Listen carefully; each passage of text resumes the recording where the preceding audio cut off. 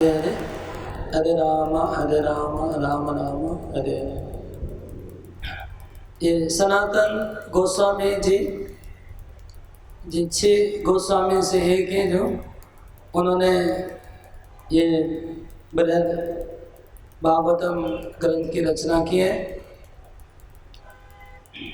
चैतन्य महाप्रभु के पार्षद थे सनातन गोस्वामी, और चैतन्य महाप्रभु ने सनातन गोस्वामी को आदेश दिया था बहुत सारे ग्रंथ लिखने का। सनातन गोस्वामी ने बहुत ग्रंथ लिखे हैं। हरि भक्ति विलास उसमें से सबसे मुख्य ग्रंथ है, और एक दूसरा एक ग्रंथ है बहुत बृहद भागवतामृतम। ये जो ग्रंथ है इसमें कृष्ण भक्ति का प्रतिपादन हो रहा है। कृष्ण भक्ति की प्रतिष्ठ एस्टेब्लिशमेंट हो रहा है। भागवतम का ये सार है, भागवतम का ये सार है, ये ग्रंथ पुराणों का सार है। और वृंदावन की भक्ति सर्वश्रेष्ठ है, ये भी यहाँ पर प्रतिपादित हो रहा है। तो हम लोग इस नारद मुनि अपनी यात्रा शुरू किए थे श्रेष्ठ भक्त की खोज में। पहले प्रयाग गए, प्रयाग से दक्षिण भारत गए, दक्षिण भारत से इंद्र के पास गए, इंद्र के बाद ब्रह्मा जी ने शिव जी के पास भेजा। शिव जी ने कहा कि वैकुंठवासी श्रेष्ठ है, वैकुंठ में लक्ष्मी देवी श्रेष्ठ है, लक्ष्मी देवी से भी प्रहलाद महाराज और भगवान के प्रिय है। प्रहलाद महाराज कहते कि नहीं, मैं भगवान का प्रिय नहीं हूँ, भगवान मेरे से ज़्यादा प्रेम करते हनुमान जी को, हनुमान भगवान के प्रिय हैं। हनुमान कहते मैं भगवान का प्रिय नहीं हूँ, मेरे से ज़्यादा पांडव लोग ज़्यादा भगवान का प्रिय है, पांडव लोग बहुत ज़्यादा सेवा किए, मैं कितना कुछ नहीं किया। पांडव लोग कहते नहीं, हम लोग क्या सेवा किए, हमसे ज़्यादा सेवा तो द्वारकावासी करते हैं, हम लोग थोड़ा बहुत सेवा किए, फिर कृष्ण चले गए, अभी तो हम अकेले पड़े। लेकिन द्वारकावासी हमेशा कृष्ण की सेवा कर रहे हैं। द्वारकावासी कृष्ण के भाई है, कृष्ण के पुत्र है, कृष्ण के पिता है, कृष्ण के वाइफ है, सबका एकदम रिलेशन है, वो तो ब्लड रिलेशन वाले हैं। द्वारकावासी से ब्लड रिलेशन है, कृष्ण को और ज़्यादा सेवा कर रहे हैं। हम लोग का तो इतना दूर का रिलेशन है, मामा के भाई है, तो हर दिन थोड़ी हमारे, हम भी नहीं जा सकते, वो भी नहीं आ सकते इधर, वो ब्लड रिलेटिव है, वो तो सारा दिन हमें, वो ज़्यादा हमारे से भाग्यवान है। तो इस तरह द्वारका पहुँचे अपने नारद जी। तो यादव लोग बोले हाँ हम लोग सब ब्लड रिलेटिव हैं, लेकिन उद्धव बहुत ज़्यादा कृष्ण के प्रिय हैं। तो कभी कभी कृष्ण इधर उधर जाते हैं तो हम लोग को टॉयलेट नहीं होता है। अगर कृष्ण कहीं बाहर जाते हैं तो एक क्षण भी उनको युग के जैसा लगता है द्वारकावासियों को, इतना द्वारकावासी कृष्ण को प्रेम करते हैं। लेकिन उद्धव जी को लिए वो भी साथ में चले आते हैं, जब जी कृष्ण जहाँ जाते हैं उद्धव जी साथ में चले आते हैं। और कुछ कुछ कृष्ण अपने काम जो उनको खुद को करने चाहिए उद्धव जी के द्वारा करवाते हैं। जैसे कि उद्धव जी को हस्तिनापुर भेजा गया था, वृंदावन भेजा गया था, तो और उद्धव जी कृष्ण के चरण दबाते दबाते उनके चरणों में सो जाते हैं। कृष्ण के चरण दबाते रहते उद्धव जी, और दबाते दबाते कृष्ण के चरणों को अपने छाती में लेके सो जाते। इतने उद्धव भगवान के एकदम निकट है, प्रिय। तो फिर नारद में उद्धव जी की महिमा सुनते सुनते क्या हो गए, पागल हो गए। जैसे भूत पकड़ा हो किसी को, ऐसा चल रहे थे, डगमगा रहे थे, और पहुँचते उद्धव कृष्ण के घर गए नारद मुनि, तो कृष्ण अंदर में सोए हुए थे अपने चादर ओढ़ के और रो रहे थे। और घर के बाहर उद्धव जी, रुक्मिणी जी, सत्यभामा, देवकी, रोहिणी, कंस की माँ पद्मावती सब लोग इकट्ठे हो गए थे और सब लोग चिंता में थे कि कृष्ण को क्या हो गया है, उठते नहीं है, क्यों नींद में अभी तक सोए हुए हैं। इसी चर्चा हो रही थी।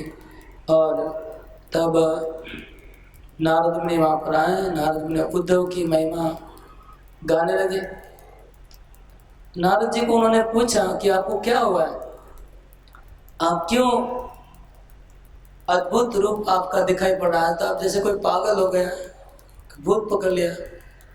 तो नारद मुनि बोलते हैं मेरी बीमारी है, मैं जब से उद्धव जी की महिमा मेरे कान में प्रवेश की, यादवों ने उद्धव की महिमा गाई और वो महिमा मेरे हृदय में गई, और जैसे उद्धव की महिमा मेरे हृदय में गई, मेरा हृदय ये हो गया है, विचलित हो गया है, मैं पागल जैसा हो गया हूँ। अगर मेरे को उद्धव से मिला दीजिए जितना जल्दी हो सके, उनके बिना मैं रह नहीं पाऊंगा। अगर नहीं मिला सकते हो तो उद्धव की चरण की धूल लेके आइए, मेरे सर पे रखिए, तो मेरा रोग बीमारी चला जाएगा। उद्धव जी वहाँ बैठे हुए थे, उन्होंने सब सुन लिया। फिर उद्धव जी कहते कि कृष्ण के कृपा पात्र कौन है? ब्रज की गोपियां हैं। मैं भी उनकी कृपा प्रार्थना करता हूँ। मैं भी वृंदावन में एक खास बन के जन्म लेना चाहता हूँ, इसलिए वृंदावन के लोग कृष्ण की ज़्यादा कृपा प्राप्त है। उद्धव जी जब ऐसे बोल रहे थे, किसने ऑब्जेक्शन किया? रोहिणी देवी ने ऑब्जेक्शन किया कि मत बोलिए, वृंदावनवासी कृष्ण की कृपा प्राप्त नहीं है। वो लोग दावानल में जल रहे हैं, विरह की अग्नि में, विरह की अग्नि में जल रहे हैं वृंदावन के वासी। अगर कृष्ण उनको कृपा करते तो एक बार जाके उनको दर्शन दे के आते तो हो जाता कृपा। क्यों नहीं जा रहे कृष्ण? इसलिए मैं तो कहती हूँ कि उनको भगवान कृपा नहीं है ब्रजवासी। रोहिणी देवी ऐसा कहती है।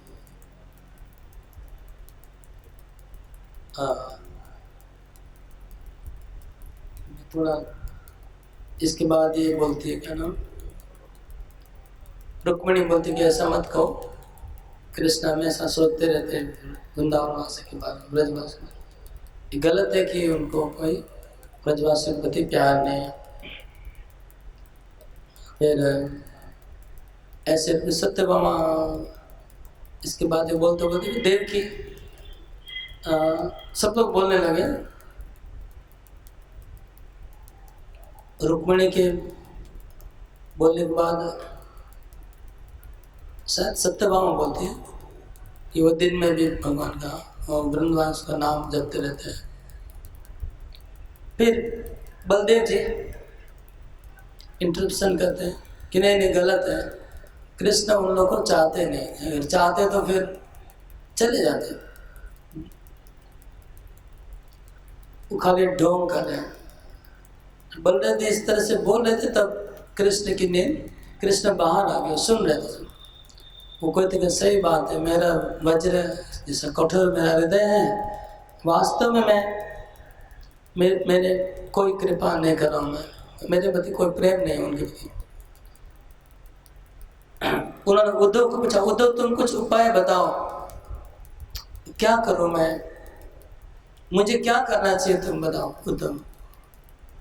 उद्धव बोले मैं सही बताऊं तो आपका जाना चाहिए वृंदावन। तो ये सुन के देव की बहुत डर गए कि कृष्ण वृंदावन चले जाएंगे तो हम लोग जिएंगे कैसे। तो देव की बोले ऐसा करिए, ब्रजवासी वो क्या चाहते हैं हम लोग कुछ दे देते हैं। तो फिर पद्मावती बोलती है कि ठीक है, हमारे 2 बच्चे उधर 11 साल थे, तो 11 साल में कितना खर्चा हुआ थोड़ा हिसाब करेंगे। और हिसाब कौन करेंगे? गर्गाचार्य। गर्गाचार्य हिसाब करेंगे, क्योंकि वो हमारे पुरोहित है, हमारे अकाउंटेंट। तारी मिस्टेक नहीं हो कोई अकाउंट में, कम ज़्यादा नहीं हो जाएगा। वो हिसाब कर देंगे गर्गाचार्य, और जो खर्चा आएगा उसका डबल हम दे देंगे। लेकिन उन्होंने गाय वाय फ्री में चराए थे, वो भी थोड़ा माइनस करना होगा। ये सब होती है पद्मावती। तब ये सुन के रोहिणी बोला, अरे तुम क्या बक बक कर रही हो, वो लोग ये सब नहीं चाहिए, वो लोग केवल कृष्ण को चाहते हैं। कृष्ण के जाने से वो लोग कृष्ण जाएंगे, ये सब चीजें उनको कोई जरूरत नहीं है।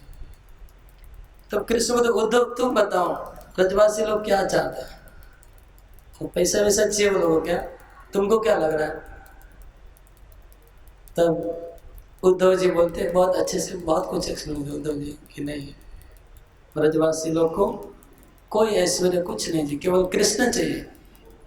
कृष्ण के अलावा वो लोग के मन में और कोई इच्छा नहीं है। तो कृष्ण बोलते हैं कि ठीक है, ऐसा करिए, मैं एक प्रेम पत्र लिखता हूँ। मैं प्रेम पत्र लिखता हूँ, अपने हाथों से लिखूंगा प्रेम पत्र, ताकि ब्रजवासियों को लगे कि हाँ सही में मैं आ रहा हूँ। ये सुन के बलराम जी का बहुत ये आ गया, गुस्सा आ गया।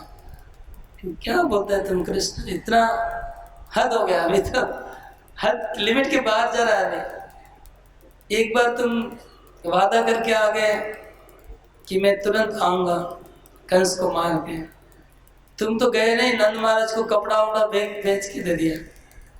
और वो जो कपड़ा वहाँ दिया था वो तो उनके लिए मृत्यु जैसा हो गया। ब्रजवासियों ने सोचा कि कृष्ण ने हमको इसी लायक समझा है, कपड़ा वपड़ा देके फुसला देंगे। फिर नंद महाराज ने कितनी कठिनाई से ब्रजवासियों को समझाया कि ये कपड़ा भगवान ने प्यार से दिया है, प्रसाद के रूप में दिया है, पहन लीजिए। फिर बलराम जी बोले तुम फिर बाद में उद्धव को भेजा। उद्धव गए, 2 महीना रुके वहाँ, 2 महीना तो बलराम जी रुके, उद्धव रुके वहाँ पर कुछ दिन, वो सांत्वना नहीं दे पाए।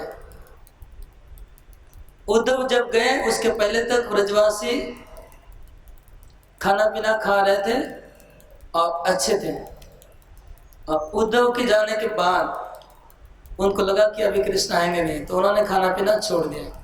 जब बलराम जी गए तब वृंदावन की हालत बहुत खराब थी।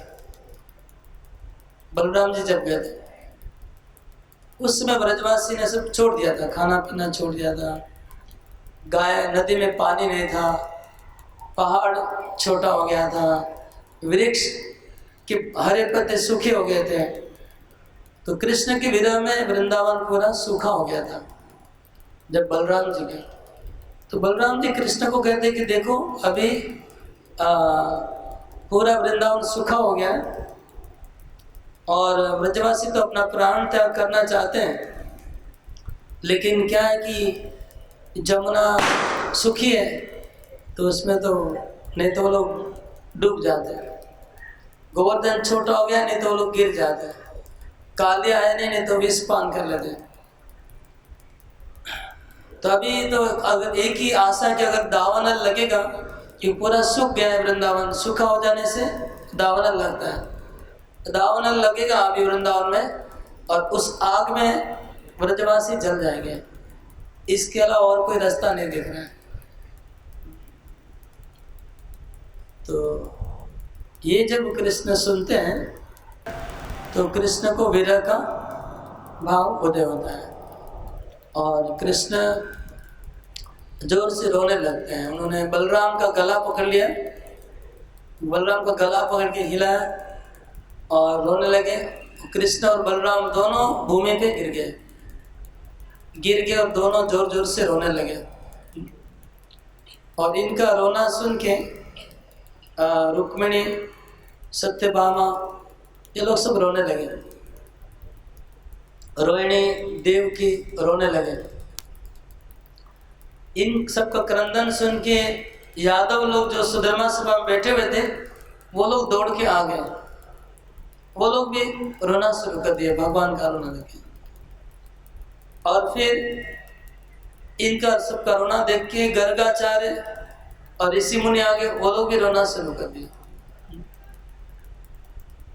तो पूरा माहौल द्वारका का रोने में डूब गया। पूरा द्वारका, कृष्ण का महल रोने लगा। और ये जो रोने का जो शब्द था, आवाज था, वो आकाश में गूंज उठा। तो ब्रह्मा चिंता में पड़ गए कि क्या हुआ। पूरे ब्रह्मांड में अशुभ लक्षण दिखाई पड़े, अपशकुन दिखाई पड़े। अपशकुन मतलब तारे गिरने लगे, विग्रह सब रोने लगे, पूरे ब्रह्मांड में अपशकुन हो गया। ये देख के ब्रह्मा जी चिंता में पड़ गए। और ब्रह्मा जी चिंता में पड़ के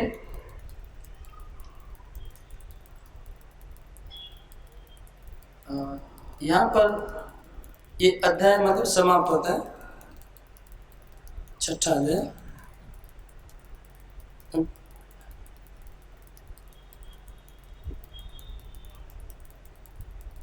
सातवें अध्याय में ब्रह्मा जी आते हैं।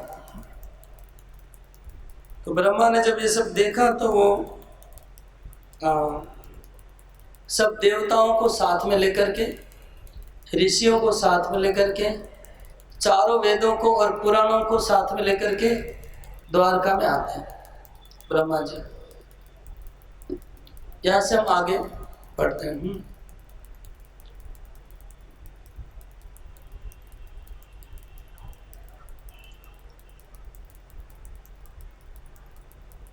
तम पूर्व दशा भाजा प्रेष्ठ प्रणय कातरम निगूढ़ निज महात्मा वर प्रकटनोद्यतम।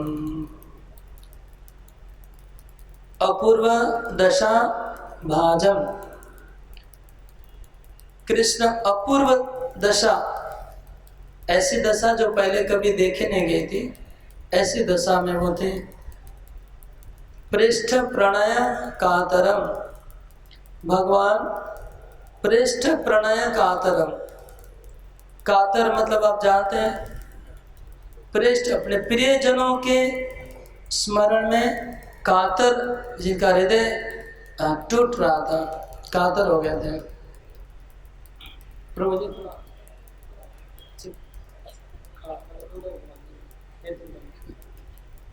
निगूढ़ निज महात्मा वर प्रकटन उद्यतम, अपने निगूढ़ महिमा को भगवान पूरे जगत में प्रकट करना चाह रहे थे।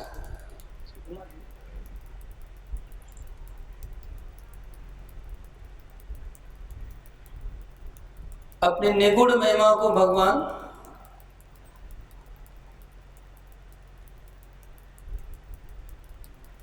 बस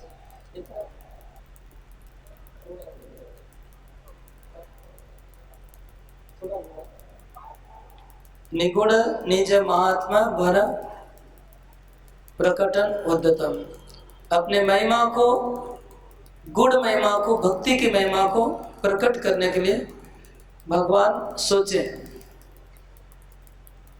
तो इस अध्याय में वो प्रकट करेंगे। महानारायणं ब्रह्मा पितरं गुरुमात्मना स चमत्कारमालोक्य ध्वस्तधैर्योरुदत क्षणम। ब्रह्मा जी देखते कि महानारायण मेरे पिता के पिता, ब्रह्मा जी के पिता नारायण है और कृष्ण नारायण के भी पिता है। तो मेरे पिताजी के पिताजी महानारायण, मेरे गुरु, मेरे परमात्मा आज चमत्कार लीला कर रहे हैं, रो रहे हैं, तो ब्रह्मा जी का धैर्य टूट गया और ब्रह्मा जी भी रोना शुरू कर दिया।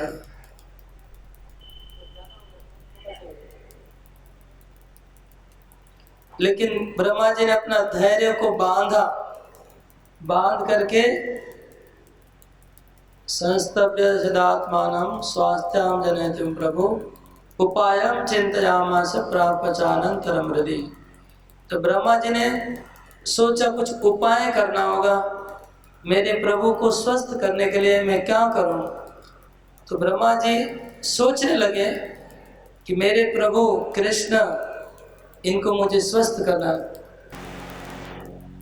ब्रह्मा जी जब हृदय में सोच रहे थे कि क्या करूं मैं, तो भगवान ने उनको हृदय में एक बहुत सुंदर उपाय बताया। भगवान सबके हृदय में परमात्मा रूप में विराज करते हैं। जब कोई भक्त भगवान की सेवा करना चाहता है तो सेवा कैसे करनी है ये बुद्धि भगवान देते हैं। इसलिए कृष्ण बोलते हैं ददामि बुद्धि योगम तम ये न माम पयांति ते। मैं बुद्धि प्रदान करता हूँ मेरी सेवा करने के लिए। तो ब्रह्मा जी को सुंदर उपाय भगवान ने हृदय में प्रेरणा दी। तब उन्होंने, ब्रह्मा जी ने अपना वो जो एक सुंदर जो उपाय प्लान एग्जीक्यूट करना शुरू किया। उन्होंने सबसे पहले क्या किया, गरुड़ देव जो स्वयं रो रहे थे, हरे कृष्ण, गरुड़ देव जी रो रहे थे कृष्ण के पास। गरुड़ देव को जोर से हिलाया और जोर जोर से उनको जगाया, उठो गरुड़ उठो, रोना बंद करो। तो गरुड़ देव को उठाया तो गरुड़ देव थोड़ा जागृत हुए। गरुड़ देव जागृत हुए। ब्रह्मा ने कहा गरुड़ देव को, हे गरुड़ देव, आपको पता होगा कि ये रैवत पर्वत और समंदर के बीच में विश्वकर्मा ने एक न्यू वृंदावन बनाया है। ये न्यू वृंदावन विश्वकर्मा ने बनाया है। वृंदावन का रेप्लिका है। वृंदावन की स्मृति में एक वृंदावन गार्डन बना हुआ है। ये वृंदावन गार्डन कहाँ है? रेवत पर्वत और समुद्र के बीच में, द्वारका के पास में। तो न्यू वृंदावन है, नव वृंदावन। और उस नव वृंदावन में सब कुछ मतलब नकली बना हुआ है। नकली नंद महाराज, यशोदा माता, गाय, बछड़े, पहाड़, नदी, सब वृंदावन का पूरा कॉपी। यह है रेवत पर्वत। तो वो बहुत सुंदर है, वृंदावन जैसा है। तो हमारे प्रभु को हम लोग वहां ले जाएंगे अभी। उनकी मन की इच्छा पूरी होगी वृंदावन जाने की, क्योंकि देवकी और रोहिणी तो नहीं चाहते कि हमारे कृष्ण वृंदावन चले जाएं। और कृष्ण को जब तक नहीं ले जाएंगे प्रॉब्लम सोल्व होगा नहीं। कि कृष्ण हर दिन रो रहे हैं, सपना देख रहे हैं, चेत रहे हैं, मूर्छित हो गए हैं। उस दिन एक्चुअली कृष्ण सेंसलेस हो गए थे। तो कृष्ण को वापस सेंस लाने के लिए वृंदावन ले जाना बहुत जरूरी है। तो तुम ऐसा करो, कृष्ण को और बलराम को, दोनों सेंसलेस हो गए थे, तो बोलना भूल गया। उसी अवस्था में तुम धीरे से तुम उनको उठा लो, उठा के नव वृंदावन में लेके आओ और मैं जाके बाकी काम करता हूँ जो जो करना है। ब्रह्मा जी बोले। तो गरुड़ देव को बोल दिए। तो गरुड़ देव ने धीरे से, कृष्ण और बलराम दोनों सेंसलेस थे, तो भान होश नहीं था। तो बेहोश अवस्था में कृष्ण बलराम को गरुड़ देव ने अपने पीठ पे अच्छे से बिठा दिया और गरुड़ देव उसको नव वृंदावन ले जाने लगे। जब नव वृंदावन जा रहे थे, नव वृंदावन जा रहे थे तो रास्ते में बलराम जी को होश आ गया। अभी फ्लाइट में ही है, नीचे उतरे नहीं है, बीच में ही होश आ गया। तो बलराम से कहाँ उनको आकाश में उड़ते जा रहे, कहाँ जा रहे, कौन ले जा रहा है हम लोग को। तो धीरे बलराम तो बहुत बुद्धिमान है, उनको समझ में आ गया कि कुछ तो हो रहा है। तो उन्होंने ज़्यादा कुछ बोले नहीं, चुपचाप रहे। और गरुड़ देव ने कृष्ण बलराम को नव वृंदावन में उतारा, लैंड किया। वहाँ पर ब्रह्मा जी सब सरंजाम रेडी करके रख दिए थे, अरेंजमेंट पूरा। इधर नंद महाराज को खड़ा कर दिया, यशोदा माता को, सब नकली थे। फिर ग्वालों को, गोपियों को, गायों को, सबको जगह जगह सेटिंग कर दिया। और जैसे लैंड किया बलराम जी को ब्रह्मा, कृष्ण को जगह मत है, बलराम जी को ब्रह्मा जी ने बोल दिया क्या क्या कर, तुमको क्या करना है, उनका रोल क्या प्ले करना है बता दिया। हो गया।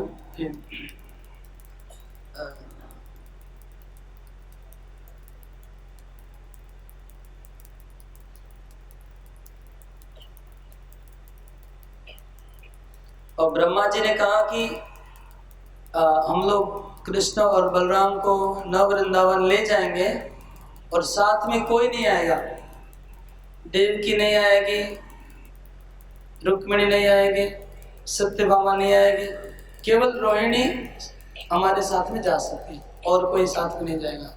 क्यों? क्योंकि ये लोग द्वारकावासी हैं, इनको देखेंगे तो कृष्ण समझ जाएंगे कि वृंदावन में हम नहीं है। रोहिणी तो वृंदावन में रहती थी, तो उनको देखने से चलेगा कि वृंदावन में आ गए। तो रोहिणी को बोला आप आ जाइए और कोई आइए मत। तो गरुड़ देव लेके आए। उस वृंदावन में एक सुंदर पलंग बिछाया था, उस पलंग के ऊपर कृष्ण को सुला दिया। और फिर बलराम जी को जैसे उनको कहा गया था, बलराम जी ने अपना काम शुरू किया। देवकी, रुक्मिणी, सत्यभामा, पद्मावती, ये लोग कृष्ण को छोड़ने की इच्छा नहीं हो रही थी। इस अवस्था में अपना पुत्र को सेंसलेस में कैसे छोड़ सकते हैं। तो वो लोग भी पीछे पीछे आए। तो ब्रह्मा जी ने उनको एक जगह में कोना में छुपा दिया कि आप लोग यहाँ पर रहो, बहुत दूर में। और दूर से वो लोग किवाड़ के पीछे से देख रहे थे कि क्या हो रहा है, पास में जाना परमिशन नहीं है, दूर से देख रहे थे। तो लोग दूर में खड़े हो गए, देवकी और रुक्मिणी, सत्यभामा, पद्मावती, ये लोग दूर में खड़े खड़े देख रहे थे कृष्ण भी क्या कर रहे हैं, वृंदावन में कृष्ण क्या करते हैं।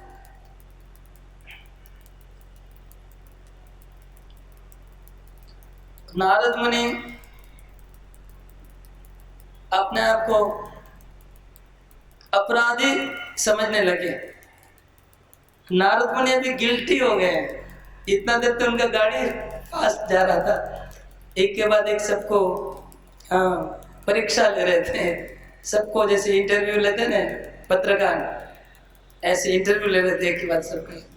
तो पत्रकार लोग जैसे बहुत कठिन कठिन क्वेश्चन करते हैं, नारद मुनि भी ऐसे कर रहे थे एक एक भक्त को। लेकिन अभी वो खुद अपराधी महसूस किए।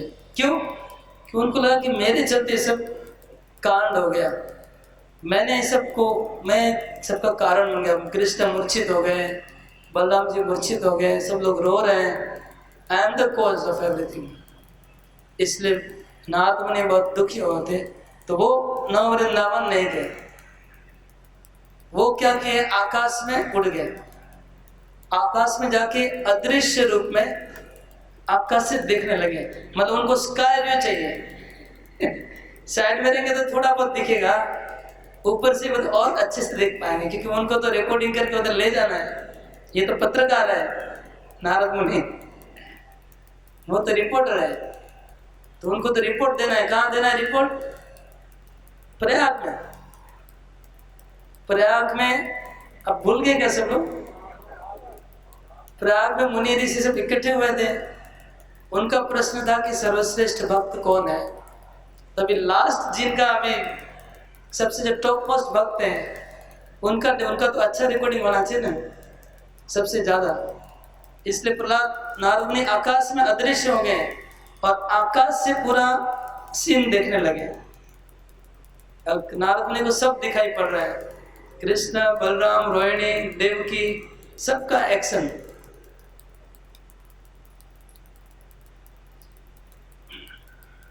गरुड़ देव आकाश में उड़ के अपने पंखों को कृष्ण को छाया देने लगे, कि कृष्ण नीचे पलंग में थे, धूप आ रहा था, तो गरुड़ देव ने आकाश से उनको छाया दिया गरुड़ पंख से।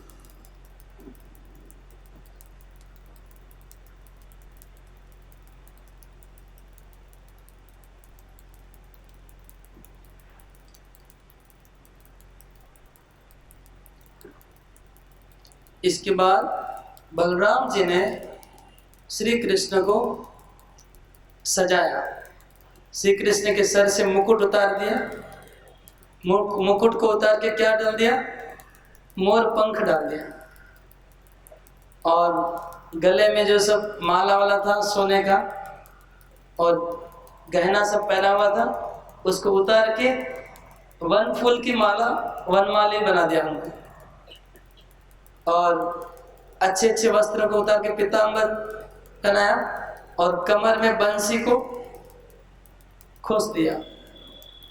पूरा कृष्ण को वृंदावन वेश में सजा दिया। वृंदावन वेश में सजा के फिर कृष्ण को उन्होंने उठाया, कृष्ण उठो उठो। कदम्ब फूल की माला पहनाई, मोर पंख सर पे लगाया, बंसी हाथ में रखी और गाय चराने का जो वस्त्र होता है वो दिया, सिंगा कमर में बांध दिया, गुंजा सा एक ये कुंडल बना के कान में पहना दिया, गुंजा फूल का। पूरा वनवेश रचित दिया उनका। फिर उच्च स्वर में बलराम बुलाने लगे, श्री कृष्ण कृष्ण भो भ्रातर उत्तिष्ठ उत्तिष्ठ जागृहि, पश्चाद वेलातिक्रांता विशन्ति पशवो वनम। हे श्री कृष्ण, हे श्री कृष्ण, हे मेरे भाई, उठो उठो उठो, जागो। अरे वेला हो जा रही है, सूर्य उदय हो गया, लेट हो रहा है, देखो टाइम हो गया गोचारण करने का। गाय तो आगे आगे चली गई है, गाय ऑलरेडी चली गई है, तुम जल्दी से उठो। ऐसे बलराम जी कृष्ण को जगाने लगे। और बलराम जी बोलते, देखो श्रीदामा, सुदाम, मधुमंगल सब ग्वाले खड़े हैं, ग्वाले बाहर खड़े हैं, तुम्हारी अपेक्षा कर रहे हैं कि कृष्ण कब उठेंगे नींद से और हम लोग गाय चराने जाएंगे। और देखो तुम्हारे माता पिता नंद महाराज और यशोदा वो भी कुछ बोल नहीं रहे, उनको लगा कि हमारे बेटा टायर्ड होगा तो तुमको उठा नहीं रहे, लेकिन वो तुमको कुछ बोल नहीं रहे, लेकिन वो भी चाहते तुम उठ जाओ। और देखिए गोपियां तुमको देख के हंस रही है, देखो गोपियां तुमको देख के हंस रही है कि कृष्ण इतने देर सो रहा है, लगता है रात भर उसको नींद नहीं आए। तो आपस में हंस रही है और जोक कर रही है, तुमको लेके काना फूसी कर रही है सब गोपियां। ये जब इस तरह से बलराम जी बार बार कृष्ण को जगा लेते, तब क्या हुआ? इति प्रजल्पता विक्ष्णम नाम वेशदानम आहूयमानो हस्ताभम चाल्यमानो बलेन च तो बलराम जी बहुत जोर जोर से कृष्ण के शरीर को हिलाने लगे और जोर जोर से बोल रहे थे। तब कृष्ण धीरे धीरे धीरे अपनी आंखें खोली धीरे धीरे और उठते, नारायण नारायण नारायण आंख बोल के आंखें खोले और उठ के आंखों को मलने लगे। क्या हुआ, कितना लंबा नींद था, ऐसे सोचे इतना देर में सो गया। हो चारों ओर देखने लगे, उधर नंद महाराज दिखाई पड़े, यशोदा माता, उधर बंसी इधर लगा हुआ है कमर में, बलराम जी बैठे हुए हैं, गाय है। तो नंद महाराज को देख के कृष्ण हंसने लगे। नंद महाराज हंस रहे थे और कृष्ण उनको देख के बहुत लज्जित हो गए, शर्मा गए और शर्म के मारे कृष्ण बोलने लगे,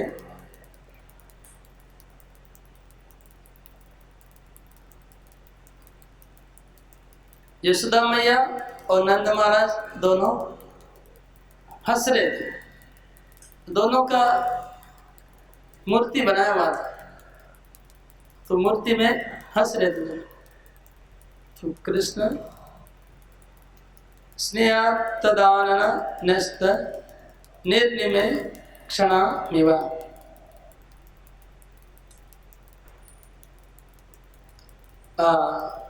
यशोदा और नंद महाराज कृष्ण की तरफ बड़े स्नेह से देख रहे थे, स्नेह पूर्वक देख रहे थे और स्माइलिंग फेस था दोनों का। तो भगवान उठ करके उनको बोले, अद्य प्रभाते मातस्मिन् अस्मिन्नेव क्षणे मया चित्रागते स्वप्ना जाग्रते वन वीक्षिता। हे बाबा, हे मैया, आज अर्ली मॉर्निंग, सुबह सुबह अभी अभी मैंने बहुत बड़ा सपना देखा। ऐसा सपना देखा जैसे मैं जगा हुआ हूँ। वो सपना था कि रियल है, मुझे समझ में नहीं आ रहा, लगता है कि जैसे लगता है कि सही होगा, ऐसा सपना देखा जैसे सही है। वो सपना इतना बड़ा था, क्या बताऊं। उस सपना में मैं मथुरा गया था और मैंने मथुरा में जाके कंस को मारा। देखिए, अब कृष्ण द्वारका से नव वृंदावन गए हुए और उनको लग रहा है कि मैं वृंदावन में हूँ। वो भूल गए कि मैं द्वारका में था कभी, वो भूल गए। उनको लगा कि मैं भी वृंदावन में था और वृंदावन में हूँ। वो जो बीच में गए थे वो भूल गए। बोलते मैंने सपना देखा, मैं मथुरा गया था, मथुरा में मैंने कंस को मारा, जरासंध को मारा, बहुत राक्षसों मारा। फिर मैंने एक समुद्र के अंदर एक द्वारकापुरी का निर्माण किया और निर्माण करके वहाँ पर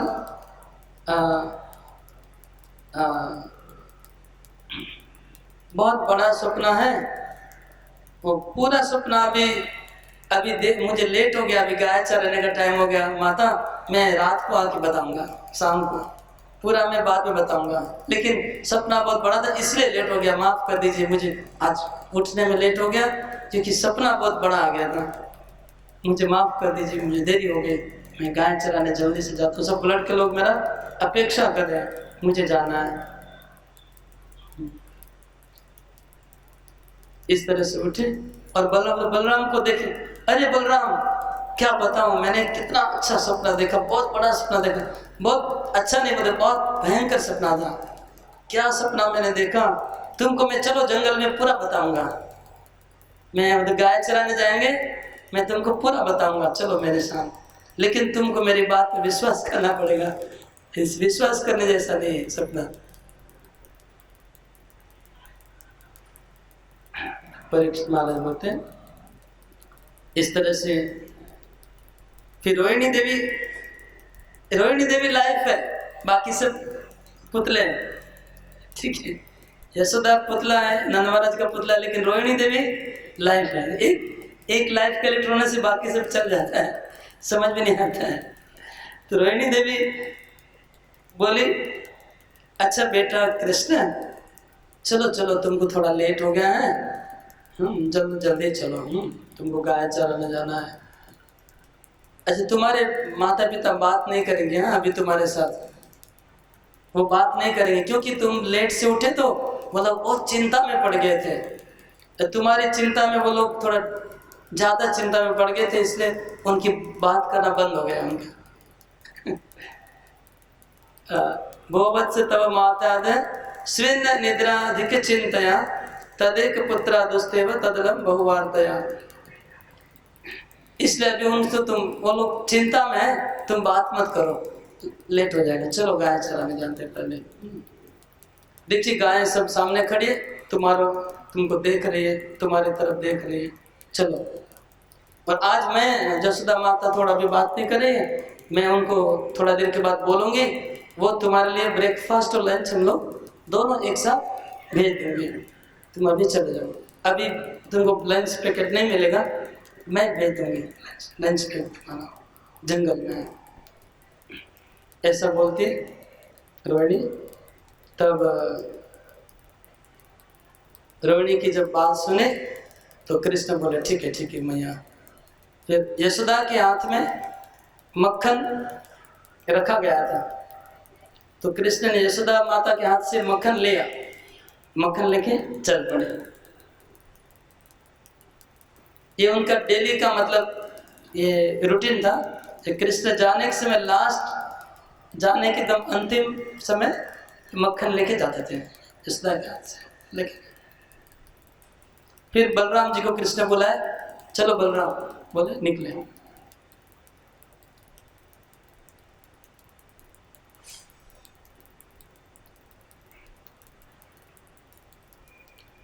तो कृष्ण ने मक्खन खाया नहीं, वो सोचा जंगल में जाके खाएंगे।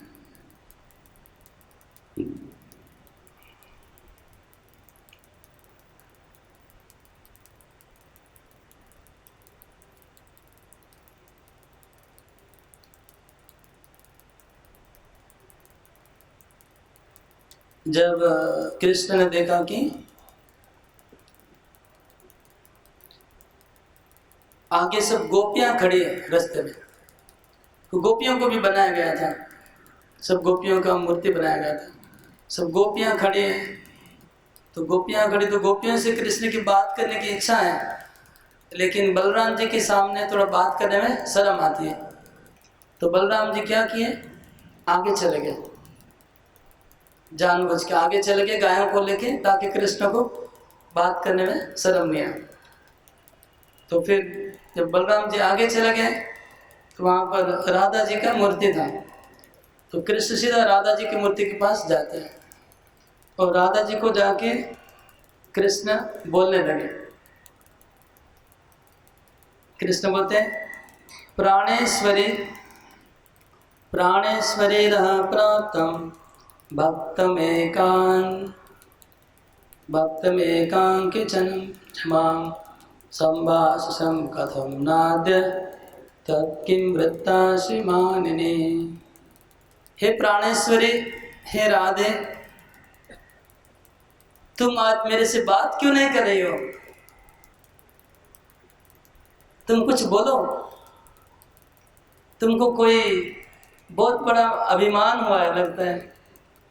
कभी कभी राधा रानी अभिमान में आती तो बात नहीं करके ऐसे स्तब्ध बात नहीं करती थी, तो लगता है तुमको अभिमान हो गया है, तो बात क्यों नहीं करती हो? मेरा कोई अपराध हो गया है तो मेरे अपराध को क्षमा कर दो और मेरे से बात करो।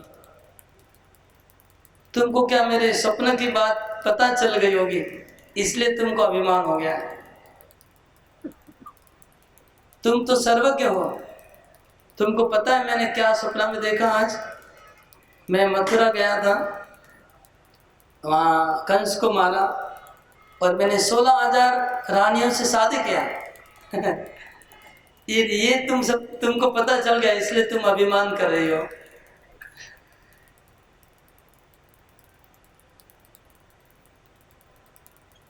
और इतना ही नहीं, मेरे लाखों करोड़ों बच्चे भी उत्पन्न हो गए सपने में, तो मेरे बहुत संतान भी हो गए। ये सब बहुत बड़ा स्टोरी है। मुझे अभी लेट हो रहा है, मैं शाम को तुमको पूरा बताऊंगा आकर के मैं बताऊंगा पूरे स्वप्न की बात। अभी मैं गाय चराने जा रहा हूँ बोल के फिर कृष्ण आगे बढ़ गया। हाँ, राधा रानी को कृष्ण ने आलिंगन किया और फिर चले गए।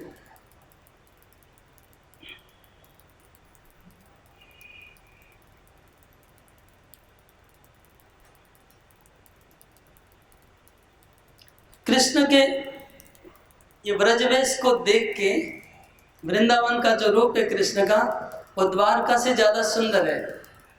द्वारका में तो मुकुट, बहुत बड़ा बड़ा मुकुट होता है और बड़े बड़े बहुत राजा राजवेश पहनते हैं। कृष्ण का जो द्वारका में रूप है वो क्षत्रिय भाव है, और जो वृंदावन में वैश्य स्वभाव है। गाय चरा ग्वाले हैं वृंदावन में वैश्य, और द्वारका में क्षत्रिय हैं। तो क्षत्रिय का ड्रेस और वैश्य का ड्रेस अलग है। तो वृंदावन में जो कृष्ण ड्रेस है वो बहुत ज़्यादा सुंदर है। तो वो रूप जब देवकी ने देखा तो देवकी वो रूप के प्रति बहुत आकर्षित हो गई।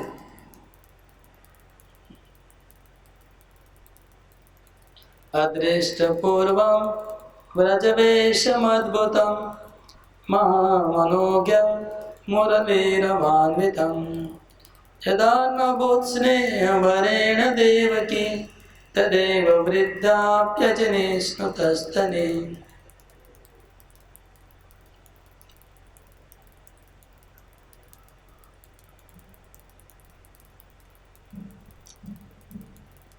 तो देवकी को वो रूप देख के इतनी वो प्रभावित हो गई कि उनके स्तनों से दूध बहने लगा। कृष्ण के उस रूप को देख के वात्सल्य भाव उनके हृदय में आ गया, देवकी के हृदय में। और रुक्मिणी और जाम्बवती, इन्होंने जब कृष्ण का वो रूप देखा वो मोहित हो गई, इतनी मोहित हो गई कि रुक्मिणी और जाम्बवती वहां पर ही सेंसलेस होकर गिर गई। उन्होंने कृष्ण का वृंदावन का रूप कभी नहीं देखा था। तो वृंदावन का कृष्ण का रूप और ज्यादा आकर्षक है द्वारका से भी। फिर सत्यभामा ने जब वृंदावन कृष्ण का रूप देखा, सत्यभामा इतने आकर्षित हो गई, इतनी आकर्षित हो गई कि वो दोनों हाथ फैला के दौड़ के कृष्ण को आलिंगन करने के लिए भागी। अब ये तो अनर्थ हो जाएगा, तो वृंदावन में सत्यभामा कहां से आएगी। तो इसलिए क्या किया, जो कालिंदी है, कालिंदी कृष्ण की और एक पत्नी है। एक कालिंदी का दूसरा नाम क्या है, यमुना। यमुना भी वृंदावन की भी वासिनी है, वो भी सब कुछ जानती है। तो कालिंदी ने जाके सत्यभामा को पीछे से पकड़ के खींच के वापस ले गए। अरे गड़बड़ हो जाएगा। तो उनको खींच के लेके आए वापस कि तुम पागल मत हो, अभी कृष्ण का एक लीला चल रहा है वृंदावन का, तुम डिस्टर्ब कर दिए बीच में। खींच लिया वापस।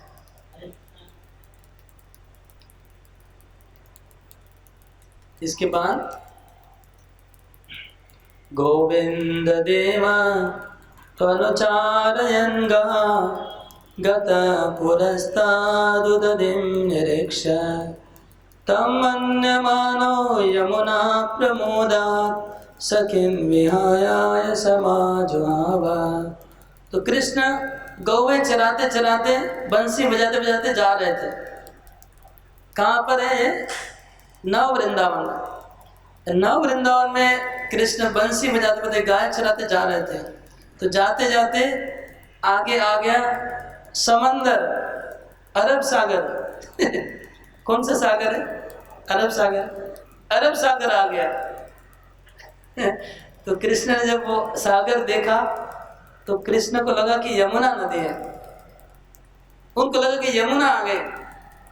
तो कृष्ण ने क्या किया, सब गायों को और ग्वालों को पुकारा कि अरे सुबल अरे श्री राम तुम लोग कहाँ हो, देख नहीं रहे हो, चलो यमुना में हम लोग नहाएंगे, गाय को पानी पिलाएंगे, कितना अच्छा पानी है, हमारी गाय प्यासी हो गई है।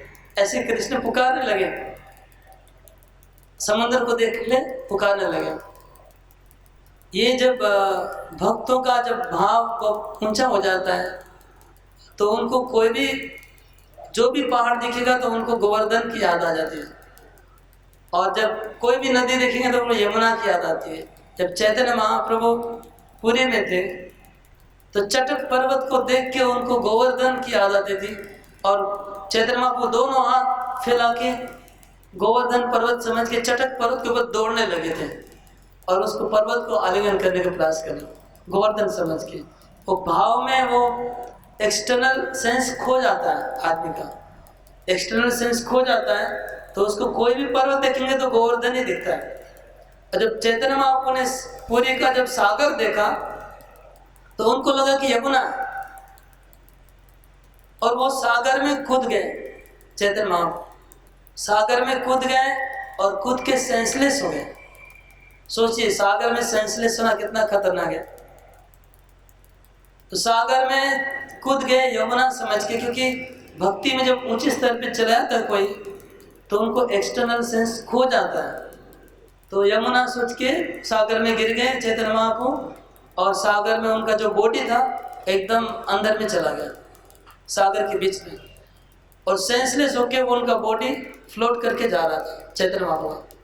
तब एक मछुआरा था जो मछली पकड़ रहा था, उसने जाल बिछाया हुआ था, उस जाल में उनका महाप्रभु का बॉडी फंस गया।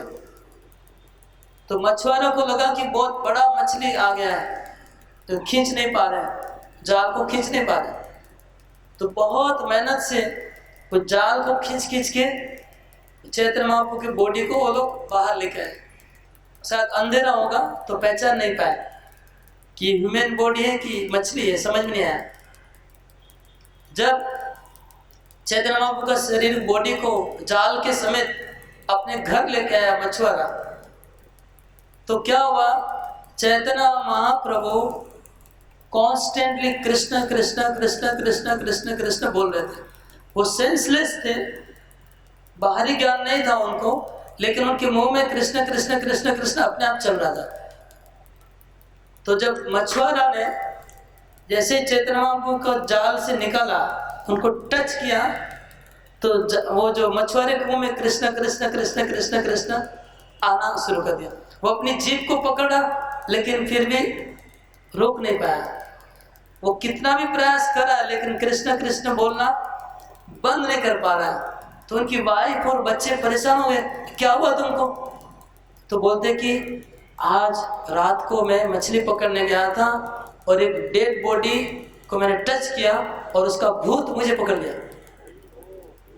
डेड बॉडी में तो भूत होता है, और जब मर गया था कोई आदमी, उसका भूत मेरे अंदर घुस गया है, और जब से वो भूत मेरे अंदर घुस गया है मैं कृष्ण कृष्ण कृष्ण बोल रहा हूं। तो इधर क्या हुआ, स्वरूप दामोदर गोस्वामी, नित्यानंद प्रभु, ये लोग चैतन्य महाप्रभु ढूंढ रहे थे कि चैतन्य महाप्रभु घर में नहीं है, कहाँ गए। तो चैतन्य महाप्रभु को ढूंढते ढूंढते पूरी छानबीन किया, मिले नहीं चैतन्य महाप्रभु, मिले नहीं। तो वो मछुआरा रास्ते में जा रहा था, कृष्ण कृष्ण कृष्ण कृष्ण बोल रहा था, तो उनसे मिला। तो ये लोग कृष्ण कृष्ण क्यों बोला? जरूर महाप्रभु की कृपा इसके ऊपर हुई है, नहीं तो ऐसा कृष्ण कृष्ण बोल के पागल कोई नहीं हो सकता है। तो उसको बोले क्या हुआ, तुम कृष्ण कृष्ण क्यों बोल रहा है? बोले मुझे भूत पकड़ा है, भूत पकड़ा है, भूत पकड़ा है। भूत पकड़ा है तुमको? इसलिए वो कहाँ है भूत? वही भूत हमको चाहिए, बताओ भूत कहाँ है? बोले चलिए मेरे घर पे, वो भूत मेरे घर पे है। तो मछुआरा नित्यानंद प्रभु को और स्वरूप दामोदर को अपने घर लेके गया। बोले यही भूत, ये भूत तो सबको पकड़ा हुआ है, कृष्ण प्रेम का भूत। तो फिर वो लोग ने जाल से महाप्रभु को निकाला, तो स्नान करवाया, धुलाया, फिर चैतन्य महाप्रभु कान में जोर जोर से कृष्ण कृष्ण कृष्ण बोले, तब चैतन्य महाप्रभु जग गए। तो कहने का मतलब कि कृष्ण को समुद्र को देख के जमुना याद आ रही है, ये कोई बड़ी बात नहीं है। चैतन्य महाप्रभु के साथ भी ऐसे ही होता था। तो समुद्र को देख के जमुना, तो कृष्ण समुद्र को देख के जमुना लगा, तो जमुना सोच के वो ग्वालों को सबको लेके बोले अब चलो हम लोग स्नान करेंगे जमुना में। तो बोलते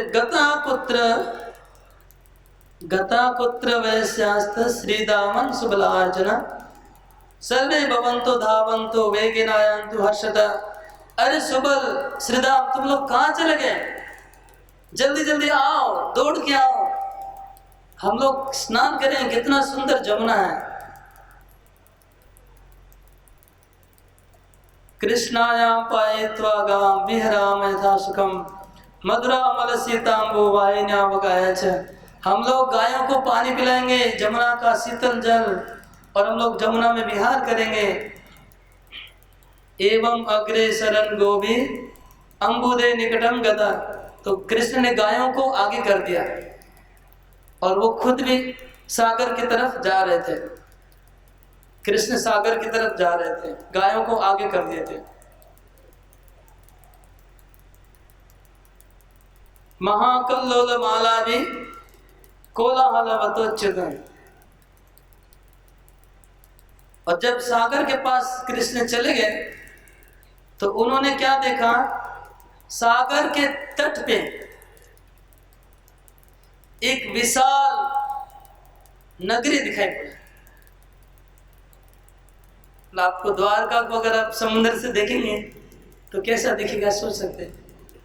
तो समुद्र के तीर पे विराट बड़ा बड़ा अट्टालिका, बड़ी बड़ी इमारतें, इतनी बड़ी बड़ी इमारतें वृंदावन में कभी हो ही नहीं सकती। आप लोगों को ये मतलब समझना चाहिए कि द्वारका, अयोध्या, मथुरा ये कोई आधुनिक शहर से कम नहीं थे। आधुनिक शहर जो हमारे अभी हैं, बॉम्बे, दिल्ली, कलकत्ता, इससे कुछ भी कम नहीं थे। वहाँ पर भी सैकड़ों मंजिल की बिल्डिंगें थी। उस बिल्डिंग में वहाँ पर भी द्वारका में, मथुरा में, वहाँ का ऐश्वर्य कोई कम नहीं है। तो जब समुद्र से पूरा सिटी दिख रहा है द्वारका का, बड़ी बड़ी इमारतें दिख रही है, तब कृष्ण ने जब उस सिटी को देखा कि जंगल में, वृंदावन में सिटी कहाँ से आ गया, मन में प्रश्न आया। आलक्ष्य किमिदं क्वाहं कोहम इत्याह विस्मिता। इत्येवं स चमत्कारं मुहुः जल्प महार्णवम् पुरीं चालो चयन प्रोक्त श्रीमत् शरणेन च। तो कृष्ण, अरे ये क्या है, इस जमुना के तट में इतनी बड़ी पूरी सिटी कहाँ से है, और ये जमुना में इतने बड़े पानी के तरंग कहाँ से आ रहे। फिर बोला, अरे मैं कौन हूँ, मैं कहाँ आया हूँ, मैं कहाँ पर हूँ, मैं कौन हूँ। तो भ्रम हो गया कृष्ण को। तो अगर कोई नया भक्त सुनेगा तो सोचेगा कि अरे कृष्ण भगवान है, और भगवान है और मैं कौन हूं उनको पता नहीं, मैं कहाँ हूं पता नहीं। अगर भगवान को पता नहीं है कि मैं कौन हूं, मैं कहाँ हूं, तो भगवान कैसे हुए वो, है ना, ये डाउट आ सकता है। तो हम लोग भी भूल जाते हैं कि मैं कौन हूं, है ना, हम लोग भी अपने आप को भूल गए, मैं कौन हूं, मैं कहाँ आया हूं, कि मैं आत्मा हूं, हमको पता नहीं, हम शरीर को मैं समझ रहे हैं, और भगवान भी भूल जा रहे हैं कि मैं कौन हूं। तो हमारा भूल जाना मैं कौन हूं, और कृष्ण जो द्वारका में भूल गए मैं कौन हूं, दोनों एक है कि अलग है? हाँ, दोनों सेम है कि अलग है? हाँ बोले, हाँ सेम ही है। हाँ, हम लोग जैसे भूल गए कृष्ण भी वैसे भूल गए क्या? तो सेम है क्या? सेम नहीं है। हम लोग तो महामाया से भूल जाते हैं, बहिरंगा शक्ति से, और भगवान भूल जाते हैं योग माया से। तो महामाया का एक्शन और योग माया का एक्शन में क्या डिफरेंस है, मैं आपको बहुत सुंदर एग्जाम्पल देता हूँ। इसे आप समझ जाएंगे योग माया क्या है, महामाया क्या है। महामाया जब हमको भुला देती है, हमारे बस में नहीं है। भगवान की शक्ति महामाया हमारे ऊपर काम करती है, हमारी शक्ति नहीं है। भगवान की शक्ति हमको भुला देती है, तो हमारा भूलना और याद करना हमारे हाथ में है, भगवान के हाथ में है। अगर भगवान उनकी शक्ति को हटाएंगे तब हमको याद आएगी। और भगवान जब माया में पड़ रहे हैं तो भगवान अपनी शक्ति से अपने आप को भूल रहे हैं, दूसरे किसी की शक्ति नहीं। जो शक्ति भगवान को भुला रही है वो किसकी है? उनकी शक्ति है। तो अगर भगवान उनको आदेश देंगे तो हट जाएगी। भगवान ने हमको ये परमिशन दिया है अपने आप को भुलाने का, तो स्वयं से स्वयं को भूले हुए हैं, जानबूझ के। क्यों भूले हैं? ताकि वो लीला कर सके।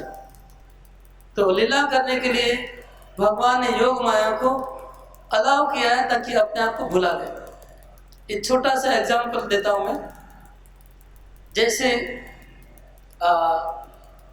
कभी कभी हम लोग जो अपना घड़ी होता है, घड़ी में हम लोग 10 मिनट आगे करके रखते हैं घड़ी को, कि एक्चुअली आज अभी 12 बजे हैं, हमारी घड़ी में कितना दिखेगा? 12:10। अच्छा, हम ये क्यों करते बोले? सोचिए थोड़ा, ये हम 10 मिनट क्यों आगे रखते घड़ी? क्योंकि इसलिए हम 10 मिनट आगे रखते ताकि 10 मिनट हम आगे काम हो जाए। अच्छा, हमने तो 10 मिनट आगे रखा है ताकि हमको लगे कि 12:10 हो गया, एक्चुअली 12 बजा है, लेकिन हम अपने आप को समझाना चाहते हैं कि 12:10 हो गया। अच्छा, हमने तो घड़ी 10 का आगे रखा, हमको तो पता ही है कि 10 मिनट आगे है, तो फिर वो क्या काम आएगा 10 मिनट आगे रखना? लेकिन काम आता है तो आता ना, यही है। समझ में आया कि नहीं? हाँ, अपने मन को हम थोड़ा धोखा देना चाहते हैं, ठीक है? मन को चीटिंग करने के लिए हम मन को भुलाना चाहते हैं वास्तव वस्तु को, ताकि हमारा काम अच्छा हो जाए। और 15 मिनट 10 मिनट आगे रख देंगे ताकि हमारा मन फॉलो करेगा कि अरे लेट हो गया। तो इस तरह से हम लोग अपने आप को थोड़ा सा भुलाना चाहते हैं। सेम कृष्ण अपने आप को इसी तरह से भुला के रखते हैं कि मैं भगवान नहीं हूँ। एक्चुअली भगवान उनको पता है, लेकिन वो लीला करने के लिए थोड़ा देर के लिए भूल जाता है कि मैं भगवान। लेकिन जरूरत पड़ा तो हम जब सही में लेट हो जाता है, बहुत लेट, तब हम लोग याद करते हैं ना, नहीं 10 मिनट है ना। जब सीरियस प्रॉब्लम आता है तो नहीं कोई बात नहीं, 10 मिनट आ गए घड़ी, कोई प्रॉब्लम नहीं, तब काम में लगा लेते हैं उसको, वो मार्जिन 10 मिनट का मार्जिन को। तो सिमिलरली जब प्रॉब्लम आता है तो भगवान रूप में आ जाते हैं तुरंत। पहले भूले रहते हैं लीला करने के समय, तो लीला चलती रहती है। जब कुछ सीरियस प्रॉब्लम आया तो भगवान अपने रूप में आ जाते हैं। तो इसलिए उनकी शक्ति उनको मोहित करके रखिए, दूसरे की शक्ति नहीं। तो घड़ी को 10 मिनट हमने आगे किया, अच्छा अगर दूसरा कोई हमारे घड़ी को 10 मिनट आगे कर देगा तब प्रॉब्लम हो जाएगा, है कि नहीं? अगर दूसरा कोई आदमी आके हमारे घड़ी को 10 मिनट पीछे कर दे तो खतरा है, आधा घंटा यदि पीछे कर दे तब खतरा है। लेकिन हमने खुद अगर किया है तो प्रॉब्लम नहीं है, आपको पता है। तो हमारे ऊपर जो माया देवी का प्रभाव है वो हमने नहीं डाला है, एक्सटर्नल एनर्जी ने हमारे ऊपर पावर आया है, हमारे ऊपर, हमारे हाथ में नहीं है। और भगवान के केस में उनकी इंटरनल एनर्जी, अपनी शक्ति, अंतरंगा शक्ति, उसने एक घड़ी को आगे करके रखा है। और हमारे केस में बाहर का शक्ति हमको हावी करके रखा है। हमारे हाथ में नहीं है कि हम बाहर आ जाए माया के, हमारे हाथ में नहीं है। लेकिन भगवान के केस में भगवान एनी टाइम बाहर आ जाएंगे, जब जरूरत पड़ेगी बाहर आ जाएंगे। ये तो ये समझ में आ रहा है ना एग्जाम्पल?